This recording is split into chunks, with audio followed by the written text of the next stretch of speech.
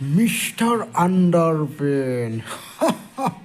Hello guys, आंखौ दिनै लंपेन्ट गस्लाया गासिबो माथो होदो लोगो नायलांदो होमबा ना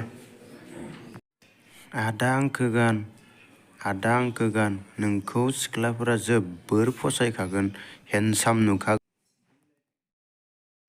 नै दालाय आंलाय माखो गाननांगौ जाखो दिसुं जुन्था गाननो ना सेन्देल गाननो जालायखो आं दालाय बेबो बुङो आंखौ गान बेबो बुङो आंखौ गान आदा आंखौबो गान आंनि नामा ओरैनो बान्दर टफि मोनाखै नोंथ' आंखौ मैया सुनानैबो दोनखादो आंखौ गानलाङोबासो नों गोजांनो खारग'गोन आदा मार्केटाव नङाब्ला गोजांना थैगोन आदा सना आदा आंखौबो गान आं हले जिन्स लंपेन्टजों जोबोर समायखायो नोङो हले सिख्लाफोरजों आरो बांसिन फसायजाबावगोन सानै साथामबाबो ससाय आदा आंखौबो गानब्रा गासिबोखौबा गानजोब्बाय आंखौबा गानाखैब्रा नोंलाय आदाया नोंखौ गानथ'नो हानाय नङा दाहाय गानसिगोन नोंखौ बाद हो बिसिनि खोथाखौ आरो नोंलाय सोर